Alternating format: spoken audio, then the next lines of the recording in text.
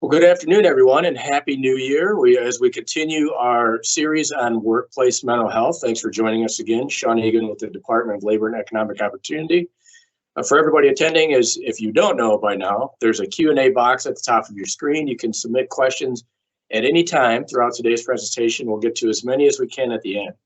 And if you haven't already, make sure you sign up for emails on our michigan.gov/workplace mental health page. Site includes all of the recordings of webinars that we've done, including more than just our regular monthly webinars. As you recall, and you'll see again this year in May. May is Mental Health Awareness Month.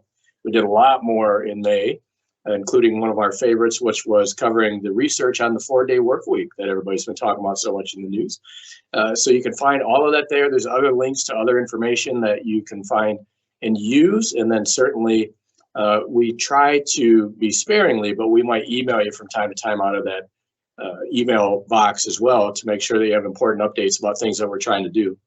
So as you all know, our goal is to provide working people and employers with information about issues impacting our workplaces, the impacts to our mental health, and options for addressing those issues. And looking at all the work we've been doing, we've really honed in on what we're calling pillars, like 3 pillars. So we're looking at things that are in the workplace, like workplace conditions themselves that are causing challenges, things affecting the workplace, things, we don't have stress buckets, as you always hear me say. I can't tell you which spot these things are coming from all the time. So we want to talk about trauma and poverty and the things that affect our workplace, which includes not only employees, but potential clients that are coming into your workplace. And then making sure that we provide tools to individual behavioral health supports. As we all know, I can't make you feel better, right? So all of us have an obligation for ourselves and our own well-being to take those steps to improve ourselves. So we want to make sure that people have access to those so that when they're ready, they can start to lift themselves or change behaviors that they may have. I use individual behavioral health support tools myself, so make sure you take advantage of those. So a few months back, one of our guests talked about techno-stress. We spent a lot of time on how technology is impacting our lives. And for many on this call, you may have more of an office type job. And it all came up because I had a conversation with psychiatrists where we talked about email and, kind of how like I'm one of those people that my email's open all of the time. And, like if the email pops in, I check it out and, it's really bad for productivity and it's not really good for your health to kind of do things that way. But this person said, well, that's because technology trained us. We never actually trained technology to do what we needed to do. And it's taken control of us. And one of the things that came up in that discussion was communication. All of this technology has changed the way we communicate with one another and not necessarily for the good. So today we're going to talk more about communication, things that you can think about in your workplace, things that are happening in your workplace. And then we're accompanied by my good friends and colleagues from the Michigan Department of Transportation to talk about one of the tools they use to identify communication strategies and techniques. So we have Assistant Professor Natalie Pennington from Colorado State University, and she's going to start out discussing the importance of workplace communications in ways that we can improve it. So Natalie, I'll kick it over to you. Awesome. Thank you so much, Sean, and thanks everyone for having me. I mentioned at the start for folks who had joined early, afterwards when they distribute some information, I did make a quick handout. It's just a quick 5 things that I'll talk about here. And so I'll move sort of quickly through those because I do want to make sure that if there's specific questions you have, I'm able to answer those. And so in talking with Sean beforehand about this, it was really, if we broadly conceptualize workplace communication, what are some things we can be doing differently? And so the first one, of course, is that techno-stress question that absolutely comes up in some of the research that I do.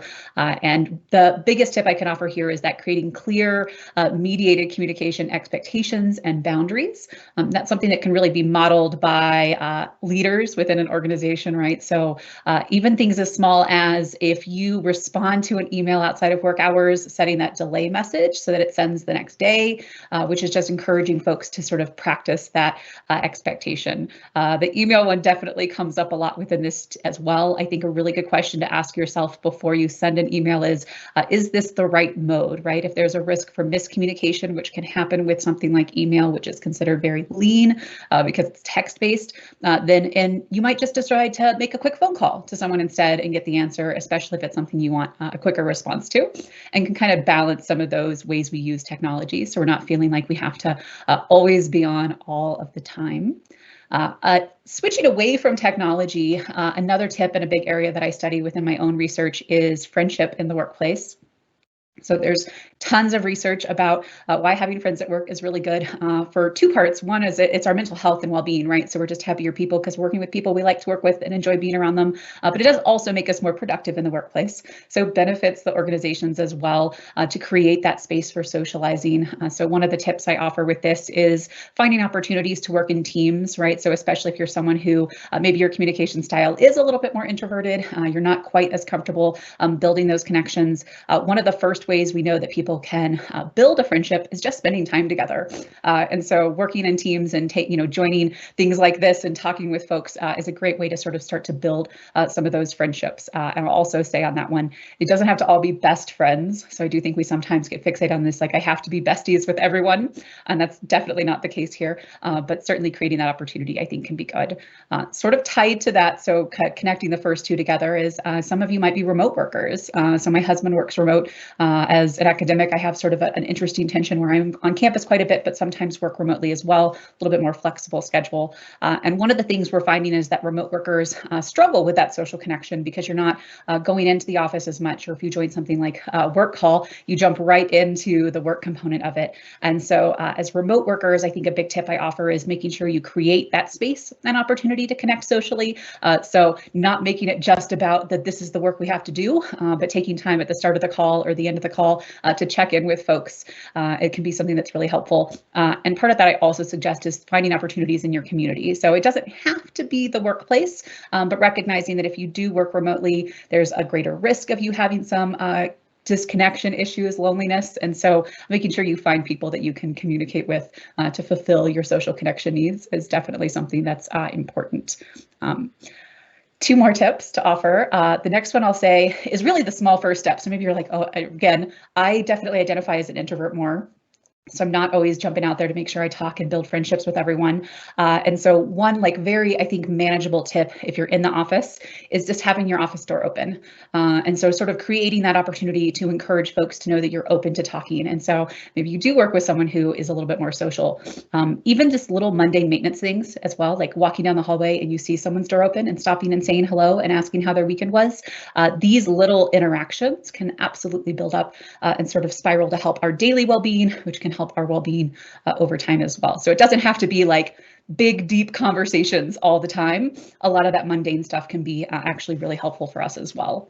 The last one I'll offer as a tip, and like I said, I'd love to hear any questions that you all have, is about really normalizing the importance of mental health conversations. I think that this webinar series and the fact that this is something that the state of Michigan is encouraging is fantastic.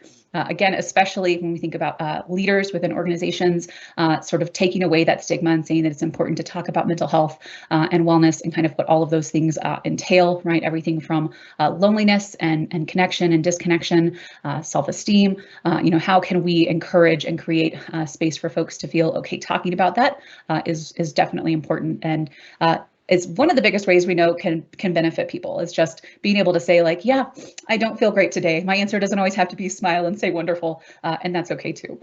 So thank you all so much. And again, I'm a fast talker, so definitely if you've got questions, let me know and I'm happy to expand on things. Yeah, for sure. So I'll start with a few of those. I think first and foremost, one point, Natalie, I will never ask you how your weekend was, or on the flip side, what you're doing this weekend. I have to tell you, it drives me absolutely bonkers on Friday and Monday when that's like everybody's first question. And as a self-described, but nobody believes me, introvert, I'm not really into like sharing that much. It's just kind of like, I like you, I appreciate you, but I don't want to talk about that stuff. And I think that's important, right? So when you say friendships at work, they're different. When we think about our personal lives, we create friends, they're typically similar interests.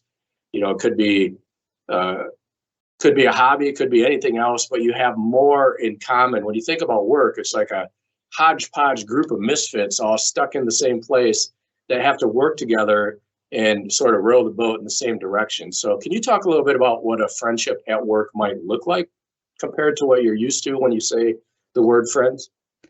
Yeah, absolutely, Sean. And I'll say that I'm going to first go back to your like the weekend thing. It's funny because I just saw a TikTok video that was like, "This is what everyone says. How was your weekend? What are you doing for the weekend?" And so definitely some of the office small talk. One of the Yeah, things I often encourage folks is to think about maybe more creative questions or opportunities, right? So if you're leading a team meeting, then maybe it's just finding something fun for people to go around and share about. It doesn't have to be deeply personal. So one of my favorites recently that I've used a few times is something you hate that other people love. And we always try to be like things you love to do. But I think that that's sort of flip side of it, like I hate mushrooms, kind of thing, right? And so it can be a fun opportunity to share without it feeling overly personal. And then, yeah, absolutely, friendship in the workplace can look a lot of different ways. I'll say that idea of a closer friend and somebody you want to spend time with outside of work as well is the one where we see the greatest benefits. But some tensions as well, right? If you are good friends with somebody in the workplace, but you are competing for the same opportunities, then that can certainly create some tensions as well for people. And so, recognizing your own sort of where do you fall on that and kind of checking that information is important. Again, everybody does not have to be your best friend. One of the things that we talk about in research about sort of managing workplace relationships, because it is the people we see and talk with the most every day, right? So if we think about our daily social interactions, the workplace is one of the highest places, especially if you're working like, in person, you're going there, you're spending more time with these people than you are the people you might call your best friends. And so trying to engage in some positive reframing, even if you don't always like everyone, can be useful. And just saying, what are some of the connections we can make? So it doesn't have to be deep sharing, but trying to find opportunities to connect and feel that connection and feel like, we are working towards the same goals, whether that be as a team and sort of focusing on the work component. We both love this thing about our job. Let's encourage that. Or like I said, we both hate the same thing, or right. It can be more surface level disclosures, right? Music you like, sports teams in the community, right? I'm sure a lot of folks were like, "Yay, Detroit Lions" the other day, maybe kind of a big thing. My husband grew up as a Lions fan, so this was big for him. But yeah, so little ways we can share without it feeling like I'm spilling my guts. sure. So I like that you mentioned we're not all going to be friends at work, right? But we start from a position of mutual respect and we kind of work that way. And hopefully that works out. Sometimes it gets a little more challenging. When we talk about techno stress and the way we communicate, as human beings, like we are programmed to sort of see each other, right? When we're communicating and understand and pick up the nuances of communication. Email, messaging, they don't do that for you. So I noticed when we talked with another professor a few months back about broader techno stress issues, not just communication, I kind of mentioned that I tend to read the tone of an email based on my opinion of the person that sent it to me. And obviously you're shaking your head. Everybody else can't see that, but that must be pretty common. So what do I do? How do I challenge myself not to do that? Yeah, that is so hard. Again, one of my main areas that I research is the use of communication technology. And one of those early sort of arguments that were theorized about was this idea of what we call media richness. And so I'd mentioned before, emails are very lean medium. So it means that, right, like I said, you said, I was nodding my head like, yes, absolutely, right? And there are things that you can hear in the tone of my voice and see and my nonverbal cues through a phone call or face-to-face communication that get lost in an email. And so then people might read into it. In fact, it's not just people you don't like as much or maybe feel like don't like you, but across the board, we tend to read email as more negative than it ever actually is. And so there are some ways we try to create space for that, right? So for instance, Teams, right, having things like reactions to emails and this is one that maybe people have mixed feelings about, but I think encouraging the use, honestly, of things like emojis and emoticons to help encourage and create space in a professional setting can be just as effective in interpersonal, right? Interpersonal settings, we put like smiley faces or laughing and things like that to show joking. And so certainly those are things we can do as well. I think that just awareness is the biggest part of that, catching yourself and saying, this is one way of reading this. Is there another way to read this? And that goes back to that tip I said, where really saying, is this the right medium? So the greater probability that things might be miscommunicated, you might prefer to pick up the phone and make a call to just talk it through. to make sure you're like, okay, we're on the same page. Everybody's good about it. I always say that to my students because I'm like, I promise, maybe I sound mean in email, but I'm not a mean person, I swear. Yeah, I certainly have been told that I'm a very direct writer. So I use personally like way too many exclamation points and smiley faces and whatever else to try to create what is my normal tone, similar to yours. Like it's really friendly, it's really open, and rarely ever am I trying to be a firm person, right? So those are some of the tools that I use, and then also to your point of shifting the medium. So I think we all deal with a lot of emails where like maybe Messenger or Teams or something would be quicker and easier. And you kind of get blown away by that ding of your emails coming in all the time. And it creates this stress for you, regardless if you read the communication or not. So you mentioned remote work too. So obviously state of Michigan, a lot of us are doing hybrid. You're in the office some days, you're at home other days. Some people are always remote. And you're doing a lot of these Teams interactions. Now, one thing that we try to do is cameras on the best that we can, right? If somebody has a problem, they don't feel well, whatever, nobody cares. But for the most part, try to leave your cameras on. So is communication like this through a video medium as effective as sort of me and you being in the same room? Or like, what are the deficiencies of video, I guess? Yeah, and you might have caught so far that I've said things like pick up the phone and call, not saying get on a video call. So the research is actually a little mixed about video calls. There was a lot of Zoom fatigue, I think, for people on just constantly being in meetings. I actually pretty proactively in my own running of meetings say you don't have to have your camera on if you don't want to, because that can be really draining for people. So some of that, like looking back at yourself on screen and seeing your own self, can kind of be especially, I think, communicatively hard. And so if better to be able to turn off and still kind of engage and use like things like the chat function can actually be really effective for some people. And so I think being open to what that looks like is one with video call that's a little trickier. I think some situations, absolutely right, calls for making sure we can see. At the end of the day, not as effective as face-to-face, right? And so we know that that's not something that can serve and kind of hit those same levels of understanding and engagement that we're going to get when people are in a room together. But can certainly, if we balance it against somebody's got 10 other things they need to be doing and that commute time can affect them, then there's benefits to having remote work, of course, for folks as well. And that's where I just think I said things like phone calls, text messaging, chat functions can supplement really nicely. Yeah, one area I would suggest that sort of, for those of us that were lucky enough to work remotely, I think you always got to keep in mind that like 75% of the workforce will never have that option. So for those of us that were lucky enough to do that, one thing that I found really cool and fascinating and still do is that's actually given all of us a deeper look into other people's lives than we would normally get just from communication. I mean, I think it's really funny when the kids come busting in the room. It doesn't bother me at all. I don't think it's unprofessional. I don't think it's a big deal. I love it when the cat walks by and all you see is the tail. That's usually one of my favorites that you get to see when we're kind of getting to know each other better. So I personally have felt some softening of relationships where you are just straight professional all the time, which we know as humans, we can't be that way, to a little bit of softening of relationships because you got to know each other a little bit more, like that the window behind you is really cold or whatever. I mean, whatever's happening in people's life. So I thought that part was pretty cool. So you mentioned as an introvert, when we're communicating in the workplace, another pet peeve of mine, drives me crazy as a self-described introvert that nobody believes is an introvert, the icebreakers. Is there a better way for us to kind of get to know each other where you're not putting people on the spot? I actually ask in meetings I'm in, or say, for people that feel more introverted, don't feel like you have to jump in, because that puts a lot of pressure on people that feel that way.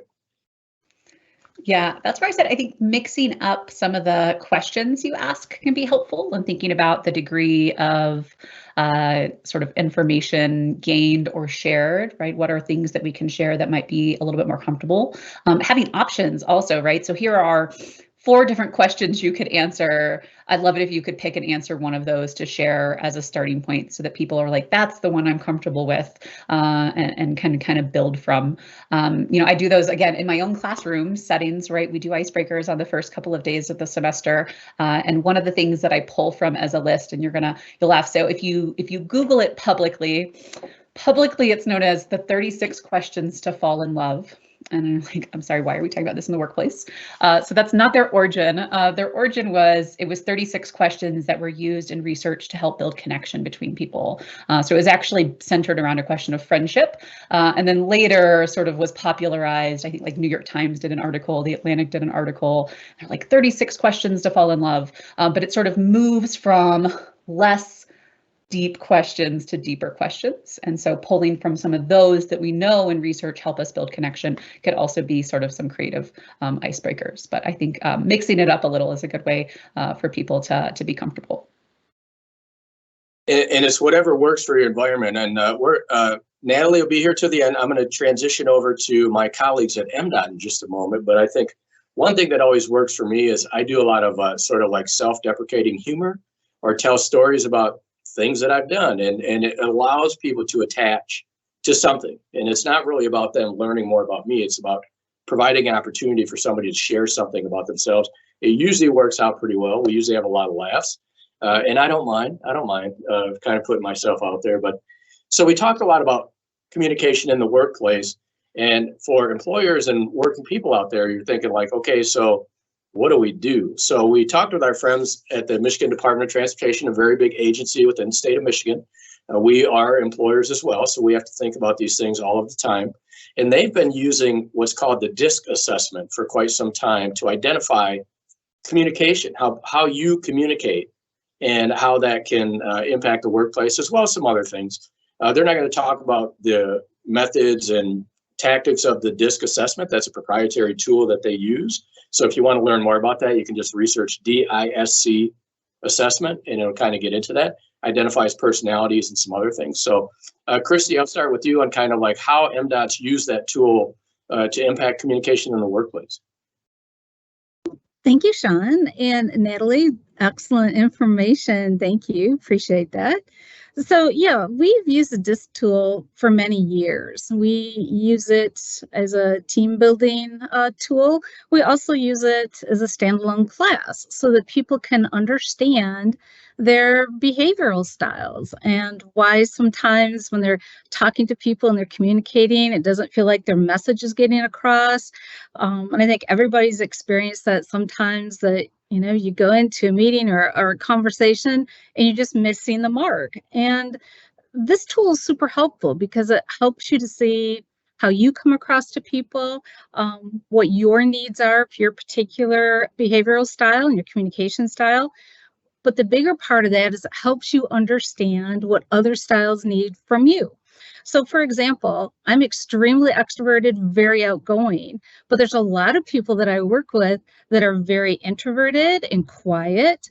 And so sometimes when you have a behavioral style like I do, it can be overwhelming. So I have to know when to pull that back and when to help to put the people I'm talking to at ease. And some people are, again, very people-y, but some people are very data-driven. They might say, hi, how are you doing? But they have a reason for talking to you. There's a data need behind that. They want information. They want an answer. And as you all know, there are people that are just, they want to talk. How was your weekend? How's your day? Is your coffee great? And that can be off-putting as well. So one of the reasons why we use this is to be able to have a good understanding of how we are and how others are, and to be able to meet in the middle. For example, Eric on my team, we're opposites. And so we've learned that, yeah, I might need a little more of, hey, how's your coffee? And he needs a little more, why are you asking me this? And how can I get the information for you? And then it works out really well. We both are getting what we need from the conversation. We both have a satisfactory interaction, and it goes well.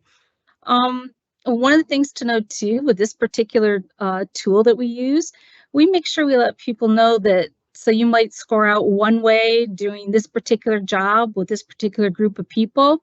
you could score a different way depending on a different job or a different group of people, so that your behavior can change and modify as the situation warrants it. We have found that really, really helpful for people that move around in the department or people that are new to MDOT. It's a really good tool and a rather simplistic tool, if you will. And it's something that, again, we'll use it in teaming to be able, if you've got a group that's just, they're not connecting well, or maybe they need a little fine tuning. Oh, now we're seeing, here's what I expect with a conversation, here's what you expect, and we're this far apart. And it helps us to be able to talk to each other and, again, have those satisfactory interactions, and people walk away with what they need. Now, sometimes when people hear DISC, they get a little freaked out. Oh, we're going into their heads. Well, it's not necessarily going into your head, but we want you to be able to understand how you behave and how that's interpreted by other people, to be able, again, to get the best of the situation. One of the things too is we call it, don't wear it like a big badge. You don't want to beat people up with your style. You want to be able to meet in the middle with it and to be able to understand what people do need. And it's highly recommended when you have a work team that you have multiple styles on your work teams. You've got the deep thinkers, you've got the fast talkers, if you will, you have the data-driven people, and you've got the people that will go out and really think about it, and then the next day we'll have these tremendous ideas. So it's super helpful to be able to have all those different styles and people, if you will, on your teams. Nathaniel will talk to you for just a few minutes here about the other piece, which is the emotional intelligence piece. Yes, thanks, Christy. Excellent recap. So I wanted to talk quickly about emotional intelligence and how it's somewhat inherent to DISC, the DISC framework. Now, DISC is just another framework. You've seen other personality assessments. It's a piece of the pie. It's not who you are. In fact, we tell people in our workshops, don't identify too strongly with this, because the point is not to reinforce what this assessment tells about you. It's meant to connect with other people, because ultimately we're meant to have that connection with one human to another. And so the point of DISC is to understand where there's a gap in either our behavioral style, our thinking patterns, or our communication style, and bridge that gap. And so DISC is a tool set, and you can use it as much as you want or as little as you want. It's actually not going to solve anything for you until you employ some of its findings and its tactics. But as far as the EQ, there is a strong kind of mirroring of what we accomplish when we provide DISC as a workshop at MDOT, and what we've learned, both myself and I guess in general, what emotional intelligence has brought out, in that it's centered around self and social awareness, as well as relationship management and self-management. And so what we tried to do is we tried to give you a good understanding of where you stand. Here are your tendencies. Here's where you tend to have conflict with certain styles within DISC. Here's what you can do about it. Because sometimes we get addicted to learning about ourselves when we get a new, whether it's Myers-Briggs or DISC, you're like, oh my gosh, I could just eat this up all day. It's so fascinating. And then it stops right there. What we do in our DISC workshop, and what these tools are meant to do, is to say, all right, so how do I then bring this into play with a person that maybe I feel like I'm misaligned when I'm communicating at work, or I really just do not look forward to working on a project with this certain personality style. What it does is it allows you to start thinking about why exactly don't I seem to hit the mark with this person? And we don't really even think about it when we get along with people. We don't say, why do I get along with this person so much? We just kind of accept it and move on. And so DISC allows you to take action, because again, having that self-awareness and that social awareness is one thing. It's another thing to take action and say, let's bridge that gap. And so whether it's, we're talking emotions, So in EQ, you're talking, it's emotionally driven, or you're talking DISC, where it's more or less your behavior that is impacted by your environment. Either way, they're both required to be able to improve your relationships with somebody.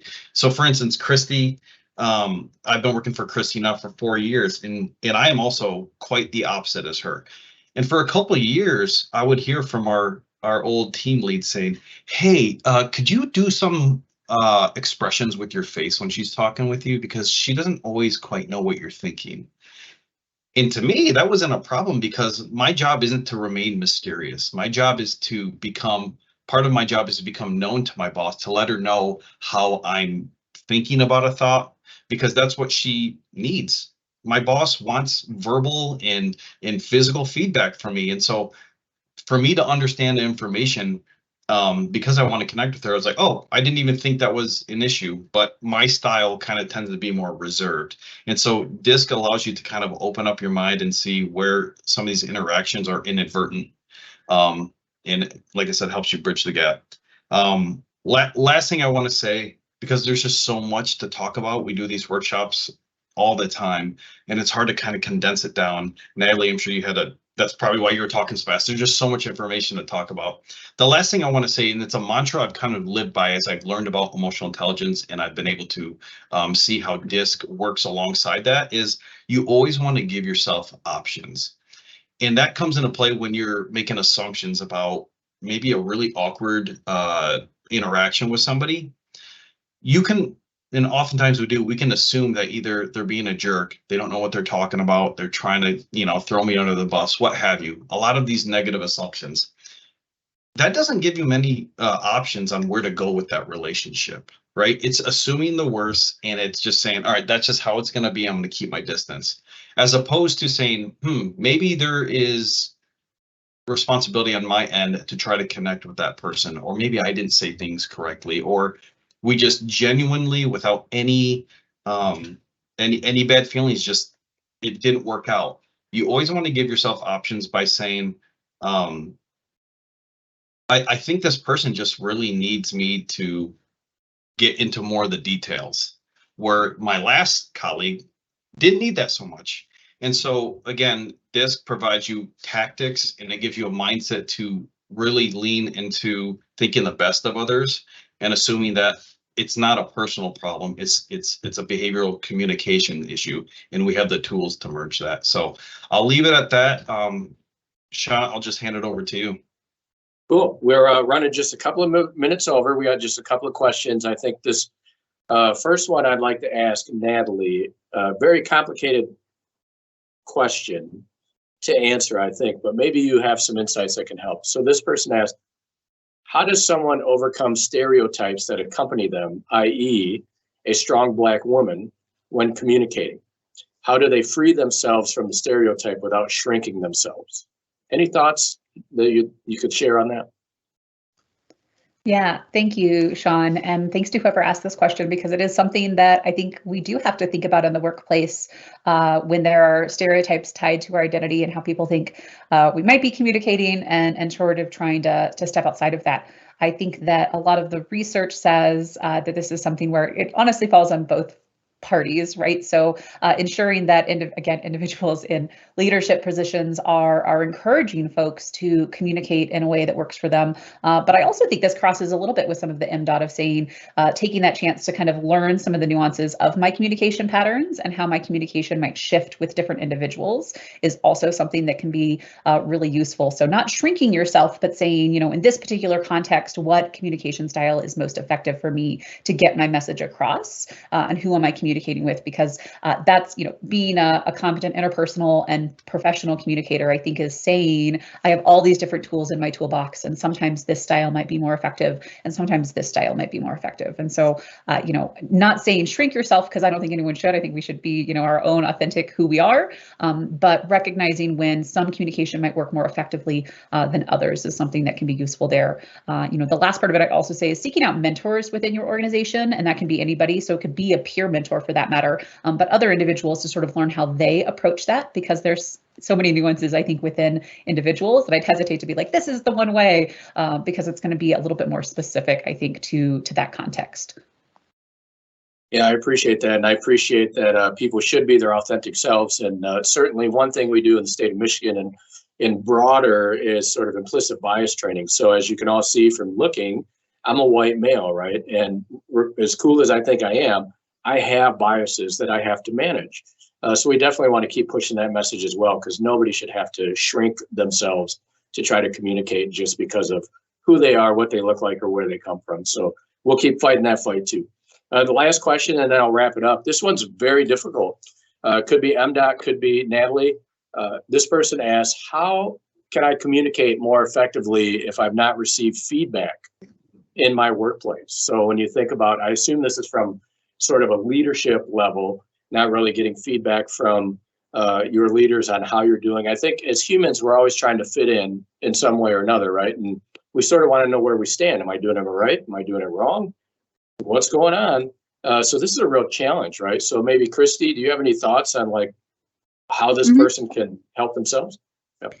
Well, sometimes when we say we haven't received feedback, we want to ask the question, have we asked for the feedback?